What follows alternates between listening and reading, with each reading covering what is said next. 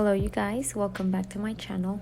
Today we are going to continue with the second part of my birth chart reading with my friend Tianna. If you haven't watched part 1, I'm going to leave a link on the description box for you so you can check it out and watch it from the beginning. And again, just a quick introduction to my friend Tianna. I met her through Instagram. She is a green beauty lover as I am, and she makes the most amazing makeup looks using all clean beauty products, so make sure to check them out. But she is also very into astrology, and we decided together to make this series both on my channel and on hers. So the next video is going to be on her channel, and it's going to be all about me asking her my most curious questions that I have about astrology, and I'm going to leave all her information for her social media, her YouTube channel, on the description box. So as soon as that video is up on her channel, I'm going to link it in the description of this video and the part 1, so you know where to go. But I think that is all for now, so let's continue listening to her reading my birth chart. Okay, so you have Mars in Libra. Mars rules sex, fighting, and also like ambition, like how ambitious you are in a job placement or like in the world, or like how much you want to go out and like really make something of yourself. Okay, so sometimes this can really be like how you fight with other people.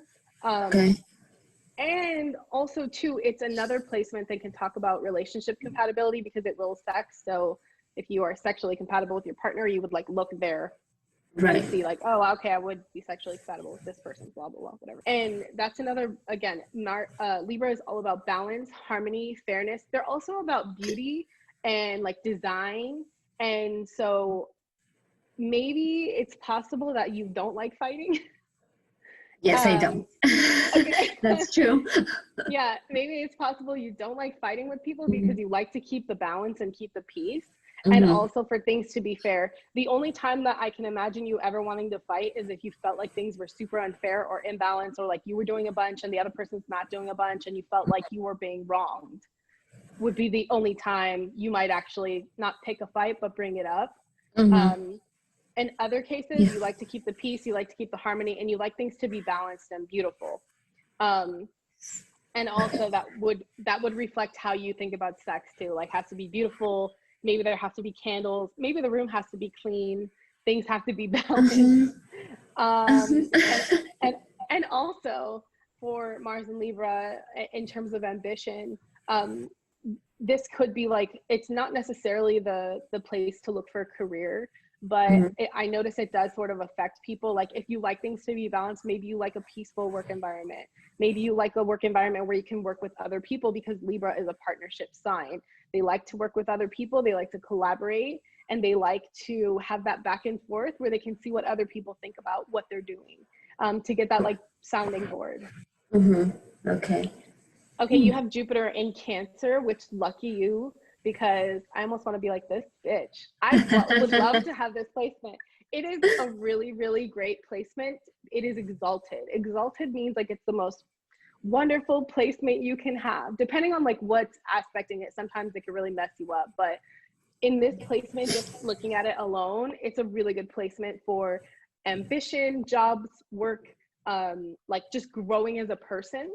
Because Cancer, okay, so Jupiter rules how you grow. Jupiter is it's called the Great Benefic, and really what that talks about is like the sign that wants you to grow and be happy. It rules good luck and fortune, and it's not the fortune sign, but it rules like how you could make your fortune type thing. And essentially in Cancer is like a nurturing water sign that goes with the flow, but it's also a very ambitious sign. And the fact that you have it in Cancer means that like when you grow, you go with the flow, like you expand anyway, and it's like very natural for it to happen for you. And also, you know, Cancer is a nurturing, meaning that you nurture your own growth, which is great because a lot of other signs don't do that. And again, this is great for how you would expand in the world, maybe spiritually, maybe like the way that you feel like you're spiritually growing is by being at home, like with your family. Maybe you're very family oriented. And also too, it can be how you grow ambitiously. Like you have the support of your family. You do things in an ambitious sense. Like if you're trying to do better in your job, it would be like to help your family, to like, you know, take care of your family and like really nurture them. Okay. Okay, so keep in mind, I'm like heavily paraphrasing all of it. Yeah. Okay, so Saturn is in Capricorn, and you have Saturn, Uranus, and Neptune in Capricorn. And keep in mind, this is a generational thing. I also have this because we were born the same year. Okay. And it's one of those things that everybody of your generation could relate to. So Saturn in Capricorn is a sort of natural placement because Saturn rules Capricorn. Saturn is the big daddy, father figure of the zodiac. He's like the person that, the planet that's all about restriction, structure, and karmic lessons. And in Capricorn, this is sort of a good placement because it means that like you're willing to work hard for the things that you have. You're willing to learn the hard lessons and take those experiences and grow from them, even though things may not be easy for you. Because anywhere that you have Capricorn, it's sort of like, it's a place where you might have to experience some things before you really grow, and you might really experience like every setback, which can really frustrate some people. And it usually means that you don't come into like your own until you're a little older, which you might notice that like people in our generation are like sort of blooming into who they are in their like late 20s, early 30s, unless they have some kind of fortunate placement. Most of us aren't really developing into our, what we feel like is like adult life until like right now, because we are having to learn a lot of Capricorn lessons, and that sort of held us back. But once you finally learn those lessons, you start to really succeed, and you fast track, and you always get what you want. So even though you have to learn these like difficult lessons, and you might feel like, oh, I've had like so many things like be holding me back, like I haven't really gotten what I wanted in certain areas of my life, like things aren't where I want them to be. And I feel like it's because like all these things kept happening, and I've had to like deal with it, and it wasn't really my fault maybe, but like, you know, I'm like rolling with the punches, and like now things are starting to come together. That makes so much sense. Yeah. Okay. But it does. Like, that's totally like a Capricorn thing. It's like you end up having to like struggle for like a certain period of time where it's like so frustrating. But Capricorn is like, they're so motivated and like nose to the grind. And you even have your ascendant in Capricorn, which means that like you're willing to do that work, even if it's frustrating. And you kind of just stick with it no matter what, no matter like how things can like really, you know, push you back. You don't let those things defeat you. And also once you're finally getting what you want, like it's going to happen for you, because like you don't give up. And not every sign has that. And the difficult thing about that for other signs is they might really emotionally feel it, or like they might just give up because things are too hard, and where they can still achieve it if they just kept going, if that makes sense. Uranus and Neptune. So Uranus rules kind of like how you are creative, but it's also like the chaos planet and quick changes. You might not deal that great with quick changes, but Capricorn again rolls with the punches. So like even if it happens, you'll be able to deal with it and just move on, even if like things become chaotic. It actually also keeps you grounded because you have an earth sign there. So even if things become chaotic, you sort of bring it back down to earth, and you're able to like roll with it, even if it's like, you know, things around you are insane. COVID, right? Yeah. God. Yeah. Okay, so you have Neptune and Capricorn. Again, these are generational things. Me and you have these exact same placements because for several years, this planet moves slower. Or sorry, these planets are like outer planets. They move a lot slower. And so for like a couple of years, you'll find that a lot of natal charts all have that. And that's why it's called the generational placement. Okay, so Neptune and Capricorn is very, it's very grounded. And Neptune rules dreams, aspirations, and also delusions, and like hopes and wishes and things like that.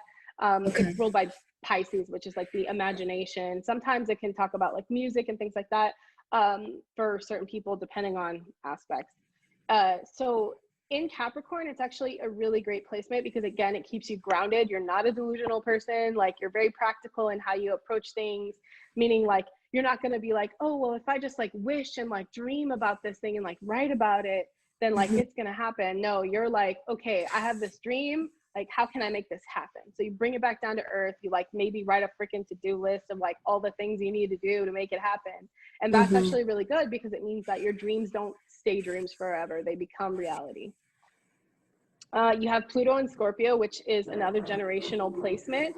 And actually a lot of astrologers say that like having Pluto in Scorpio is a big reason why our generation, when we were in high school, we had all those like goth emo kids and like listen to like hardcore music, have like a really angsty phase where like you wrote in your journal every day about like how crappy life is and life's so dark, and like have like, you know, our generation watch all those super goth dark movies where we were like, nobody understands me, but the crow really makes me feel like I'm under, I don't know, just like shit like that.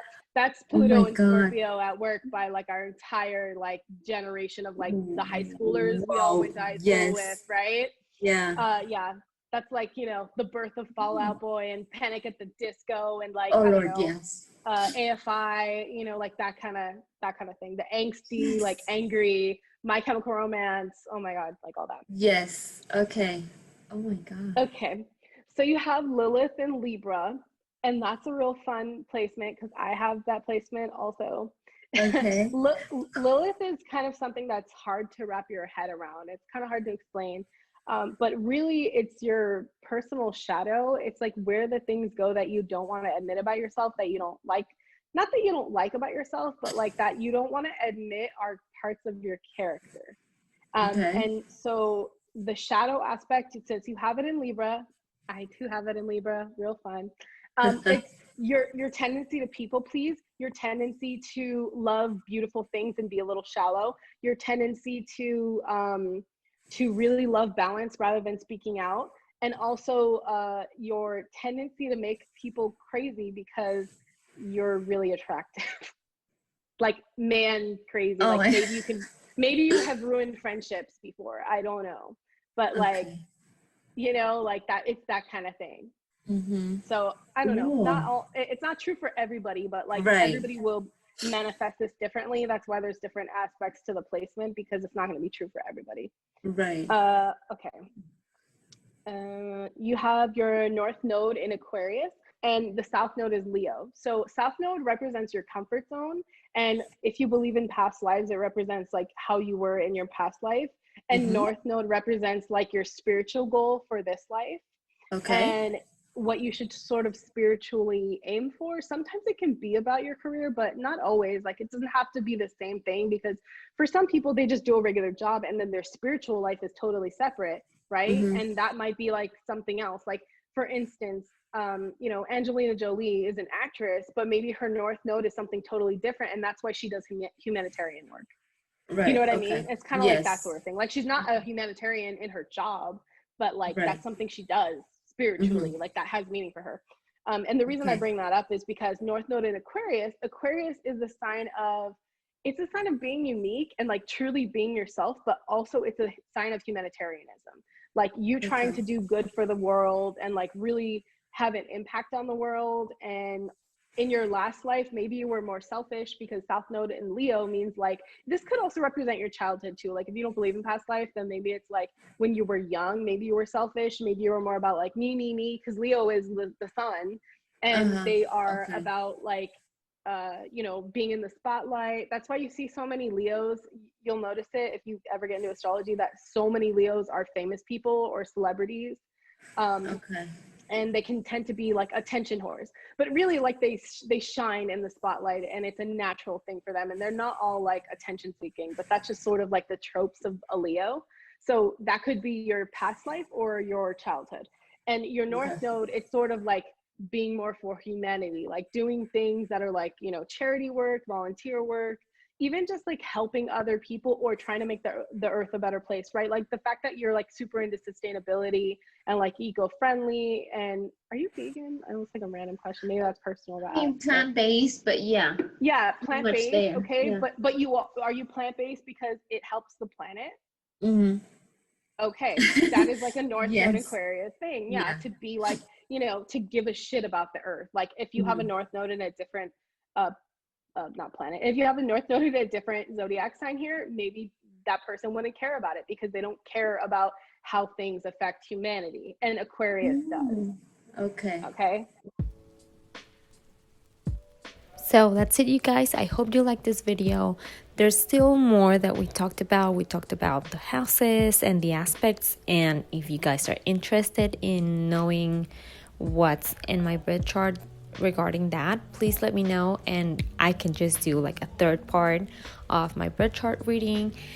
But I hope you're liking this series, and let me know if you would like to see more about this. I'm very curious about the topic, so I wouldn't mind at all to continue working on this astrology topic. But you guys let me know.